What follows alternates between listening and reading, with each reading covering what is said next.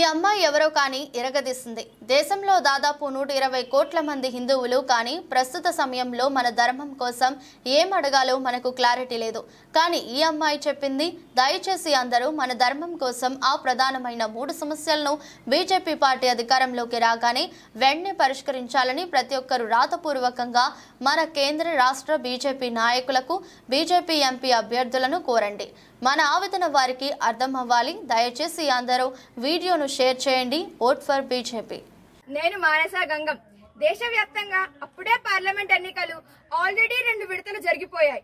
ఇంకా 5వ విడత జరగవలసి ఉంది. మన 2 తెలుగు రాష్ట్రాలలో మే 13వ తారీఖు ఎన్నికలు జరగవలసి ఉంది. ఈ హడావిడిలో చాలా సంవత్సరాల నుండి హిందువులు కోరుతున్న ముఖ్యంగా 3 విషయాలను ఏ హిందూ సంఘాలు కానీ ఈ సమయంలో ప్రస్తావించలేదు. దేశంలోని వివిధ రాష్ట్రాలలో వేరు వేరు పేర్లతో పిలువబడే దేవాలయ ధర్మదయ శాఖను రద్దు చేసి హిందూ దేవాలయాలను హిందువులకే అప్పచెప్పాలి. గతంలో మన దేశాన్ని పాలించిన బ్రిటిషర్లు 1863లో రిలీజియస్ ఎండోమెంట్ యాక్ట్ అనే చట్టాన్ని అమలు చేసి మన దేవాలయాలను ప్రభుత్వ ఆధీనంలోకి తీసుకొని దేవాదాయ సంపదలను దోచుకున్నారు. ఆ దోచుకోవటం దాదాపు 160 సంవత్సరాల క్రింద మొదలై నేటికీ కొనసాగుతున్నది. నాడు పరాయివారు, నేడు మన ప్రభుత్వాలు, అంతే తేడా. కానీ దోచుకోవడం మాత్రం కామన్. దేశానికి స్వాతంత్రం వచ్చింది, కానీ మన దేవాలయాలకు ఇంకా రాలేదు. ఇది హిందువులందరూ సిగ్గుపడవలసిన విషయం. మన దేశం లౌకిక దేశం, అంటే మత ప్రమేయం లేని దేశం. అంటే ప్రభుత్వాలు మతాలకు అతీతంగా పరిపాలించాలి. ప్రభుత్వాలు ఎటువంటి మతపరమైన కార్యకలాపాలు చేయకూడదు. దేశంలో ప్రధానమైన మతం హిందూ మతం.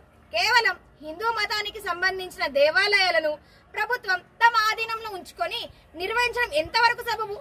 వేరే మతాల వాళ్ళు వారి వారి ప్రార్థనా స్థలాలకు వెళ్లాలంటే ఉన్న పలంగా వెళ్ళవచ్చు. కానీ ఒక హిందూ దేవాలయానికి వెళ్లాలంటే జేబులో డబ్బులు చూసుకొని మరీ వెళ్లాల్సిన పరిస్థితి కల్పించాయి ప్రభుత్వాలు.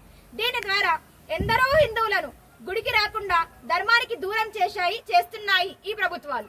దేవాలయానికి వెళ్ళగానే వాహనాన్ని పార్కింగ్ చేయడానికి టికెట్, చెప్పులు ఉంచడానికి టికెట్, ఫోను ఉంచడానికి టికెట్, దేవాలయంలోకి వెళ్ళనే లేదు. అప్పుడే 3 టికెట్లు. లోనికి ప్రవేశించాక అభిషేకం, హారతి, అర్చన, కళ్యాణం, కొబ్బరికాయ కొట్టడానికి, స్వామివారికి నైవేద్యం నివేదించడానికి అన్నిటికీ టికెట్. ఇక ఆర్థిక సేవలకైతే టికెట్, ఆపై జీఎస్టీ. దేవాలయంలో జీఎస్టీ ఏమిటి? చండాలంగా సిగ్గరిపించట్లేదా? చివరిగా ప్రసాదమైనా ఉచితంగా ఇస్తారంటే అది లేదు, దానికి టికెట్. మీకంటే మా వీధిలో షావుకారు నయం. సరుకులు కొన్న తర్వాత ఒక చిన్న బెల్లం ముక్కనైనా ఫ్రీగా ఇస్తాడు.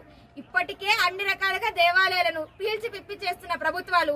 మొన్న కర్ణాటకలోని కాంగ్రెస్ ప్రభుత్వం దేవాలయ ఆదాయంపై 10% పన్ను చెల్లించాలని చట్టం చేసింది. కానీ బీజేపీ పార్టీ అడ్డుకోవడం వలన ఆ చట్టం ఇప్పటికైతే ఆగింది.